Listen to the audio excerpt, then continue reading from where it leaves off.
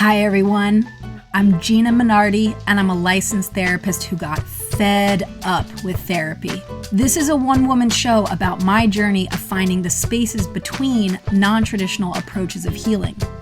What I learned is that there's no one right way to heal, and you truly are your best resource. Therapists and healers are meant to support you on your path, but they don't have all of the answers. You do. This show is about the spaces between laughter, tears, thoughts, ego, soul, messy growth, and moments of joy. It's about personal liberation, inner knowing, and the tools that get you there. I will cover topics that make many of us uncomfortable and interviewing people who are willing to go there. I've spent thousands of hours listening to human beings navigate their life story, from rehabs in Malibu to homeless shelters in East LA, and now my private practice. It has been some of the most profound, painful, and beautiful moments in my life. Thank you so much for joining me.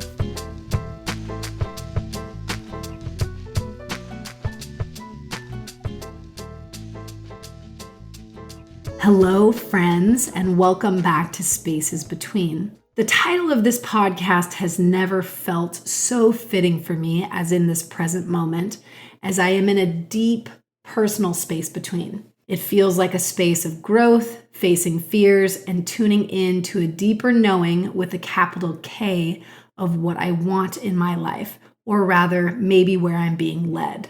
I'm actually, for the first time on the show, not going to go into this, but rather dive into the experience I had at a workshop in Big Sur at Esalen with Paul Selig 2 weeks ago. But first, I'd like to give a little backstory as to how I ended up at this workshop.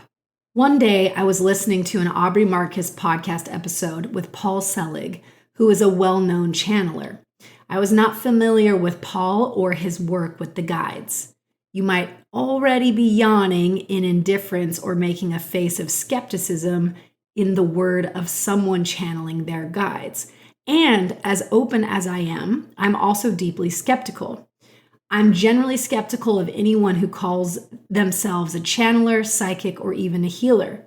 There are a lot of humans out there who are, dare I say, sort of full of shit in this line of work, and also a tremendous amount of ego around their perceived gifts they may have given themselves in a grandiose or narcissistic manner to feel special or operating from a different or higher plane of consciousness. That might have sounded a little bit harsh, but I only opened that up because the realness and the authenticity that I experienced with Paul Selig was unique. So I want to stress that. So as I listened to Paul on this particular episode, it was as if my soul lit up on fire. I have actually never heard someone channel personally in front of me, and what Paul channels from his team of guides resonated on such a deep level with me, it almost felt like I was going home. So I stopped the hour-and-a-half podcast episode at around 25 minutes in, and I went directly to Paul's website. I wanted to know more about him immediately. Then I saw the events and retreat section and opened that up to a 5-day workshop at Esalen. I've always wanted to soak in the hot springs under the stars, surround myself with like-minded humans, and I was craving in-person community. I texted one of my best girlfriends, Caroline, who is a certifiable witch, and we both would have been burned at the stake together years ago. She was in, as I was in, but we had no idea what we were in for.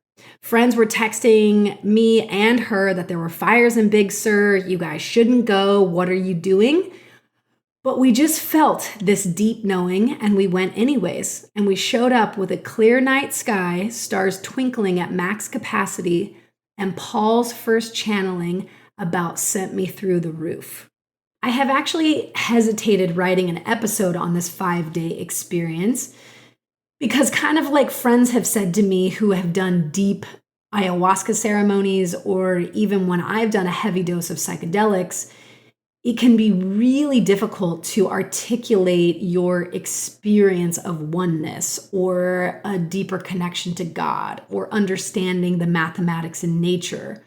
that also we are not all separate. That is just the illusion of being a human in a bodysuit. But unless you are having the experience firsthand, it can be really hard to land into. So all that I ask as you listen to this is keep an open mind, an open heart, and let your soul feel into some of Paul's work and the messaging from the guides. You allow it to speak to your truth.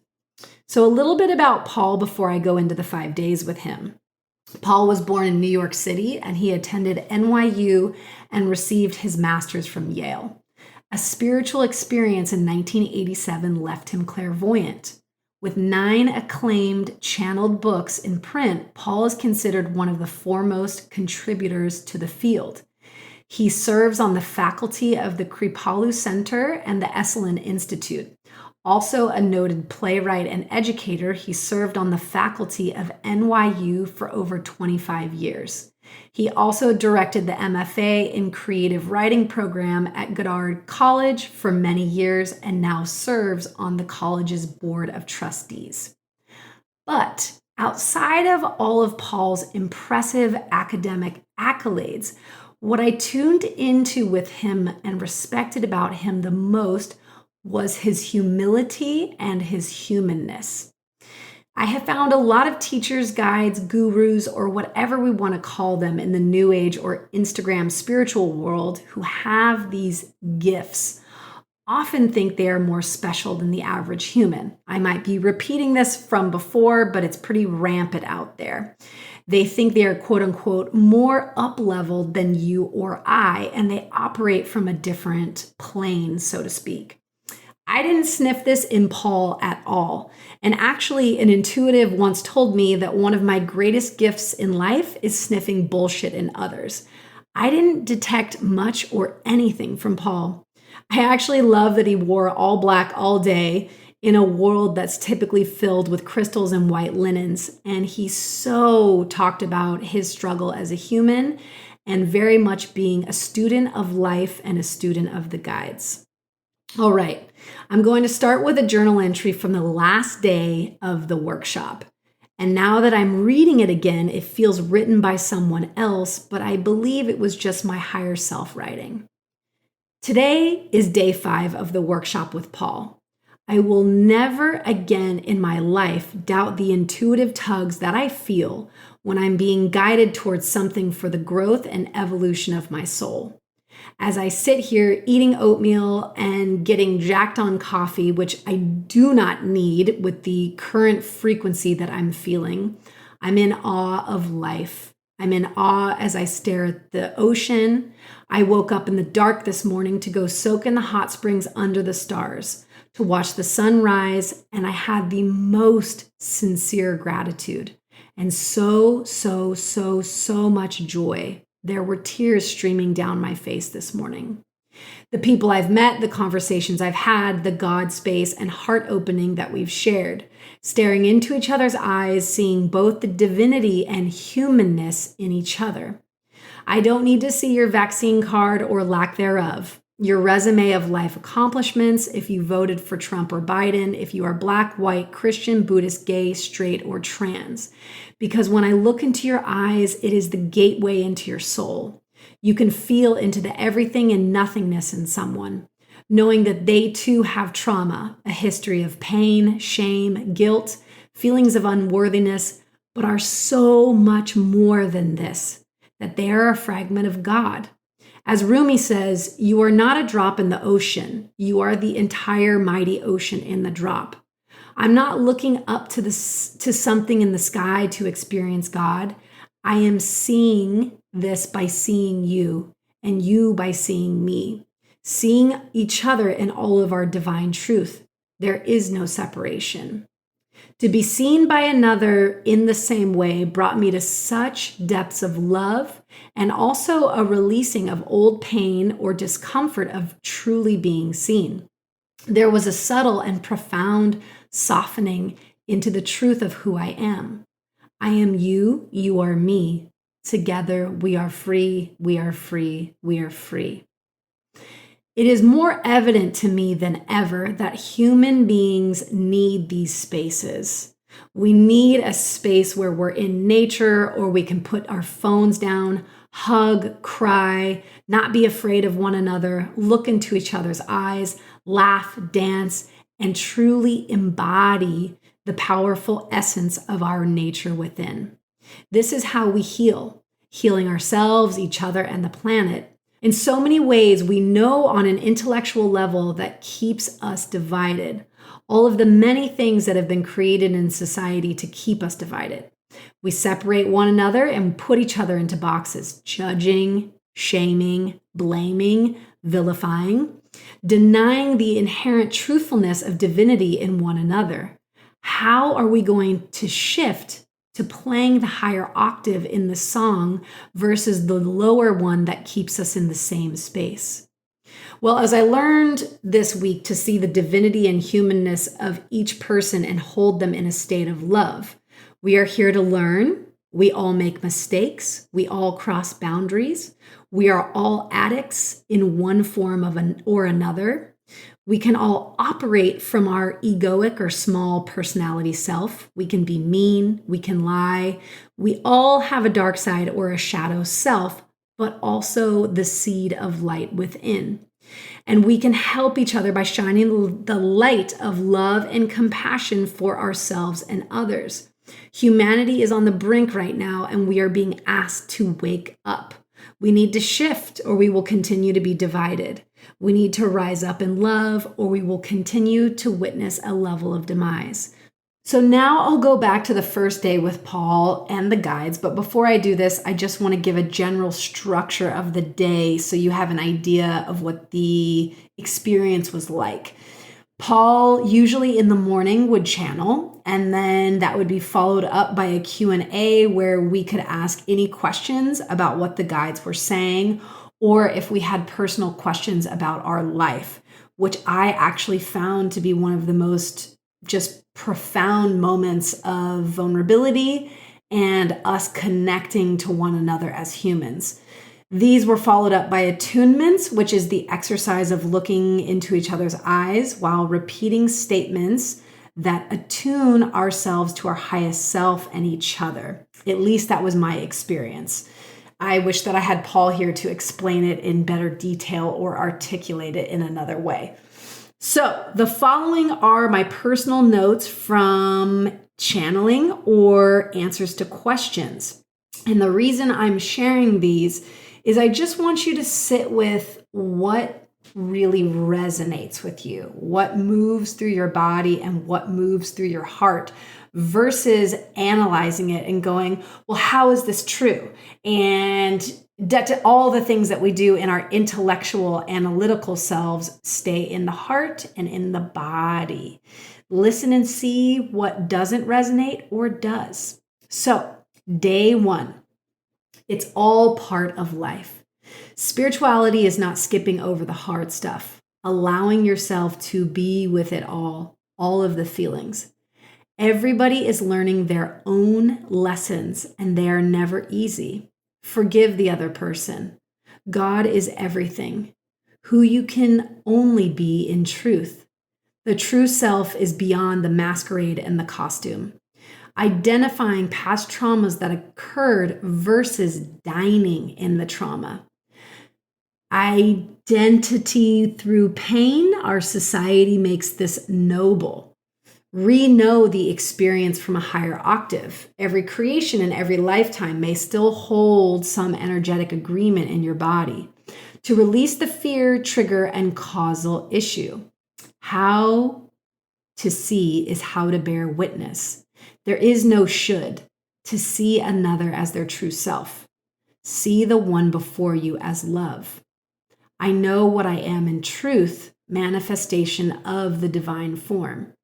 Your life is your life, and it's all your spiritual life. It doesn't need to be separate from you or another, being more quote unquote conscious than them.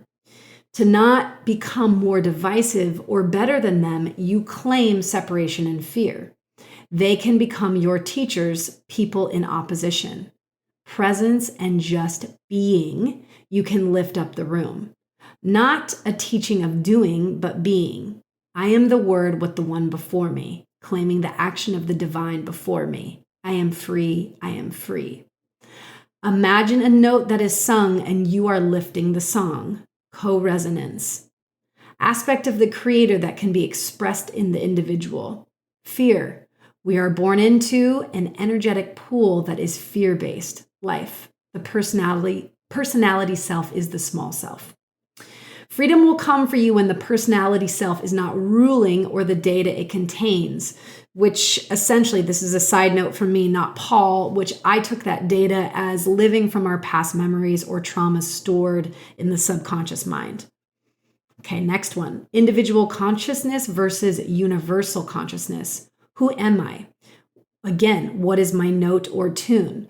We all contribute to high and low octaves and everything in between, which is usually what we'll align with. You are always getting what you expect. You can live in the upper room of consciousness, but only in alignment. What is the upper room? I think I repeated myself. A higher level of consciousness, the God space. Yeah, I put next to it Gina. There are collective agreements. Child gets sick because environment is polluted by the collective. Technology can be good if the intent is good. If the intent is misaligned, then technology is not. The divine wants to reveal itself. We are born into separation and contrast. How you claim anything you damns you back. It aligns you with the thing that you don't want, aka making Trump evil. This is a Gina side note. How you witness may be judgmental or not. Discernment and judgment are very different things. Everything is of God. Even fear is of God, but fear believes it is separate. Every choice made in fear adds to the collective fear. You have many options at any given moment. You can look back at any moment in your life and re-see it or see it anew. The people, you, or what hurt you. Self-punishment gives you very little, and knowing is realization. All right, day 2. I titled these each day. This one is knowing. Who is making the outline for your life and manifestation? Everything is an octave, an energetic vibration, and everything is in agreement. Attunements are present for you as you live your life. And there's my dog, Lou. Let God be God. Just simply be. You will be led to your own realization. What you require to know yourself may be different than another person. The true self knows, the small self thinks. It's not about looking for a technique to find God or find knowing. Allow life to teach you. The safe will open wide, and when you stop trying to manage it, saying yes to the experience, it will come to inform you. The divine imprinted on you. Your response to the book is up to the response to the book. Validation from others does not matter. There are different stages of life for all of us.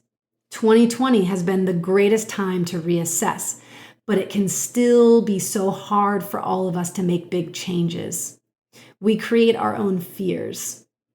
I wrote, side note from Gina, most everyone who gets on a microphone to bare their soul or be vulnerable gets nervous, but it is the most healing and the most powerful to share and be witnessed by others. When you judge someone, you are separating. We all have an inner child. Word, I am word. We have to forgive people for not being the people we wanted them to be. Day 3, mudra creation. We are always creating. Imagine you are floating on a raft in the ocean and you bring the current to you, high, low, and in between. Everybody has the right to be. God is wisdom and the love, and God knows. We often get what we want in a different package. Where have you denied the divine in your life? You don't try to feel the water, you just feel it.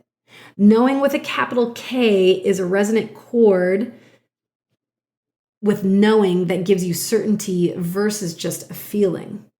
Feeling is a responsive yes. If it has a basis in dysfunction or doesn't, your barometer doesn't work very well. We often mistake feelings for facts, and they are not. When people say in the world, my truth, it is actually your opinion.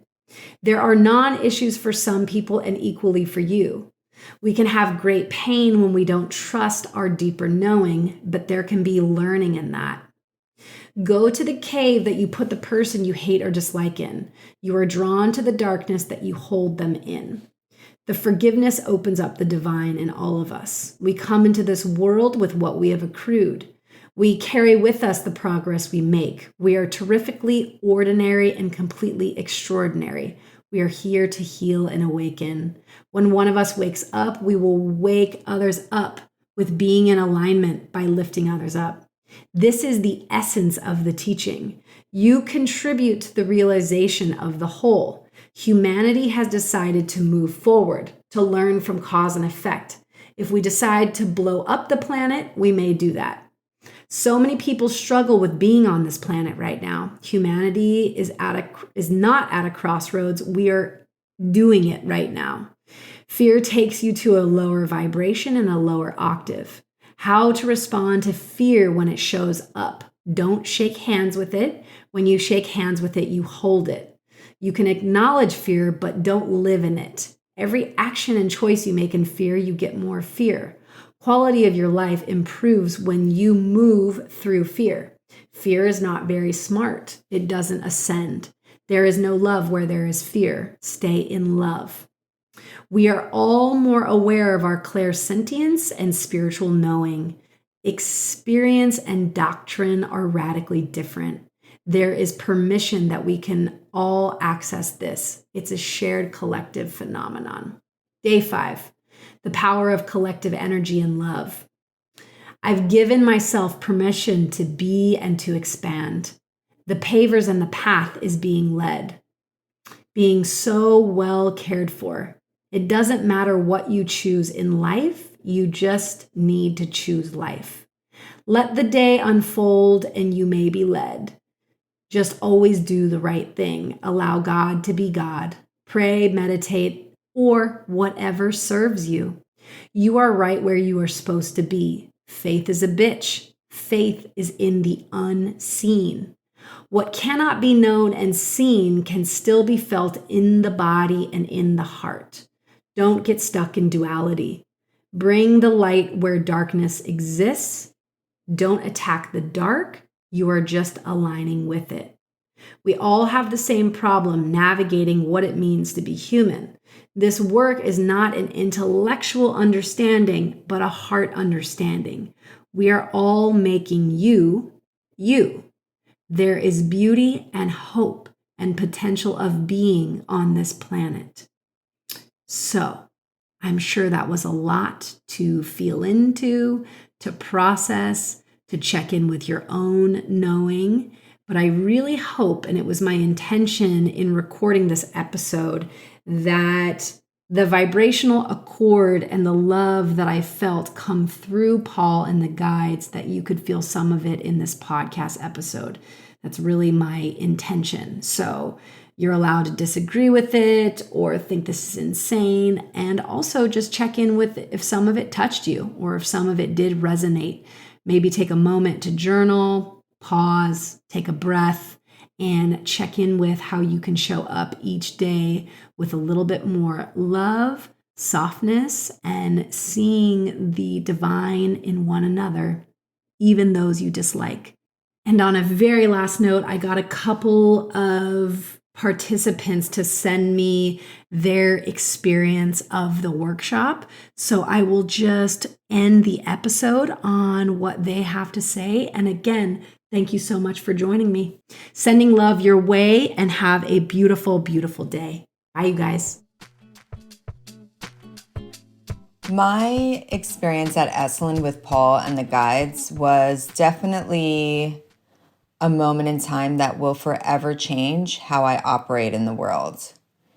It was a spontaneous last-minute trip, making the whole experience that much more synchronistic and unexpected.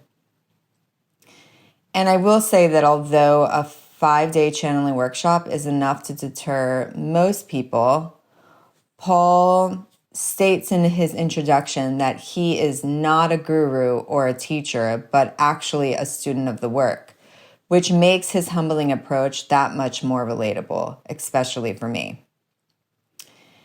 It's kind of hard to put it all into context of what the workshop was, but it was beautifully wild, navigating all the layers of what makes us human.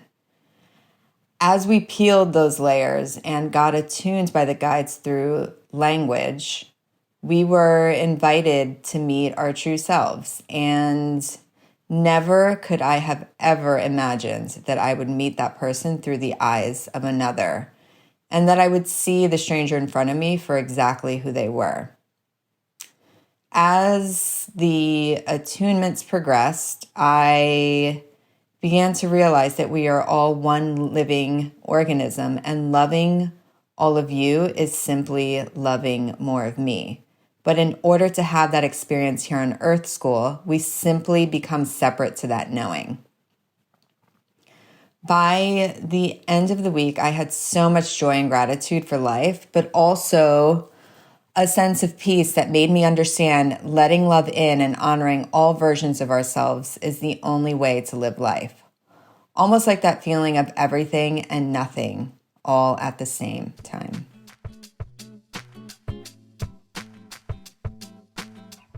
Hey, Gina, it's Ellen. Let's just go at it. So the guys have often said that they teach in a one-room schoolhouse and that they meet each student where they are. So I've been a student of the guides since 2015, and there were several of us at Esalen who have been around these teachings for a while. So what was really different from other workshops that I've attended, and what I really loved about ours, is that there were so many people who had little, if any, prior exposure to Paul or the guides. And I'm a big fan of serendipity and synchronicity. Who isn't? So right from the opening session, it was so much fun hearing the cool stories about how people found themselves at Esalen for our workshop. And I loved your story about how you got there. And also the gal who broke her engagement. That was a great story, too. In any event, as I see it, everybody who attended our workshop got to experience a fast track to higher frequency and a guarantee from the guides to support us individually and collectively in our alignment to knowing the truth of who we are. It was amazing that it really was as fast a track as it was, and that they whipped through so much material that's taken so many of us, a number of years, but the environment and the people present and what was available just made it a really super jam-packed opportunity for everybody. So that was totally cool. For me, re-entry into Nashville has been pretty good and relatively smooth. There have been a few wonky nights, for sure, and some crazy dreams, which is kind of par for the course. But when I've been faced with some circumstances that in the past would have made me have huge agita or would have hung over me like a dark cloud, I'm finding I'm much more able to zen out and kind of just see how outcomes unfold perfectly without really getting caught in reaction or going down like the rabbit hole. So that's a huge freaking gift. I'm just generally feeling a lot lighter and like I'm able to really, the behold, I see all new things part of it. I'm really able to be in that experience. So that's really quite fabulous. So in any event, I don't know if any of this is of any use to you, but I love you, and I look forward to, as I said, catching up and hearing what's going on in your life. Take care, sweetheart. Bye-bye. Hi, friends. If you have been enjoying Spaces Between, please take a moment to subscribe, and leaving a review is the cherry on top. Thank you so much, and I look forward to connecting with you next week.